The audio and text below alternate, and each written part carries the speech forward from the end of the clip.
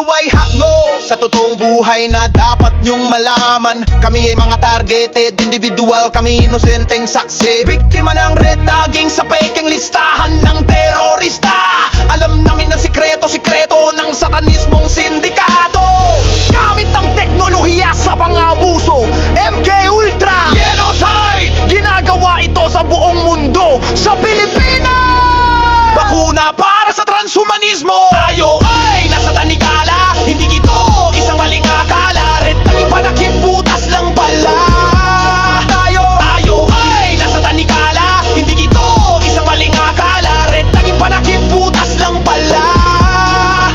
Organisasyong satanismo, sila'y nagkukubli sa gobyerno, military, intelligence agency, state agent at iba pang sangkot na bayarang tao. Smear campaign na nangaharas ng bubulyo, gang stalkers na mga hambog na alipin na nagsanla ng kaluluwa sa demonyo. Kami galit sa mga terorista, pero kami inakusahang terorista. Tinarget kami patago para sa negosyo, aliw at eksperimento. Taon na kaming sinisira at pribasiya na mipilit kinukuha. Hanggang ngayon ay wala pa ring hustisya, sapagkat sa gobyerno may kasabwat sila. Imulat ang isip at mata, makinig mabuti sa nakalathala dito. Maraming taong biktima, ngunit madaming walang malay sa gamit na teknolohiya. Body hacking, remotely raping, mind control, sumisira ng pagsasamahan, psychophysical torture, remote neural monitoring, electronic harassment devices, hacking, advertising, business, cryptocurrency, fake news, voice to skull. Ito ang gamit ng mga ahente perpetrator sa pagkausap direkta sa aming ulo. Kahit saan kami magpunta ay konektado, utak namin sa teknolohiya, utak natin wala ng pribasiya, voice to skull. Nakikita din nila ang nakikita ng mata ng tao, cover surveillance gamit sa pambuboso. Ginagawa nilang palabas ang buhay ng target, ginagawang content sa kanilang pribadong grupo at plataforma. Kami galit sa mga terorista, pero kami inakusahang terorista. Taon kami sinira, katawan at utak namin ay binabalisa. Hanggang ngayon ay wala pa ring hustisya, sapagkat sa gobyerno may kasabwat sila.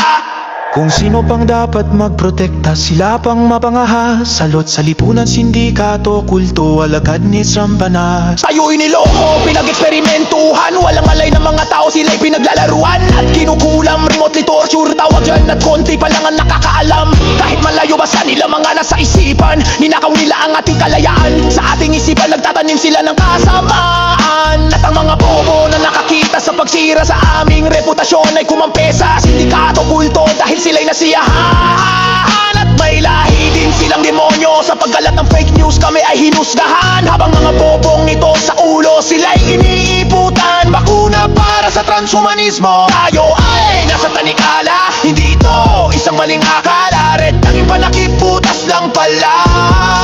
Ayo ay nasa tanikala, hindi ito isang maling akala. Red tagging panakip, butas lang pala.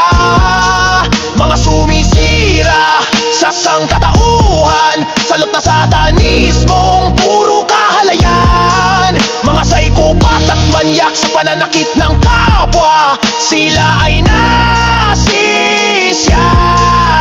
Yan ang baho sa red tagging ng sindikato, satanismo. Kung hindi nyo to alam, kayo ay nalilang sa mundong puno ng kababalaghan. Kasamaan ng mahalang, kumikita sila sa psychological warfare sa ating sariling bansa. Matrix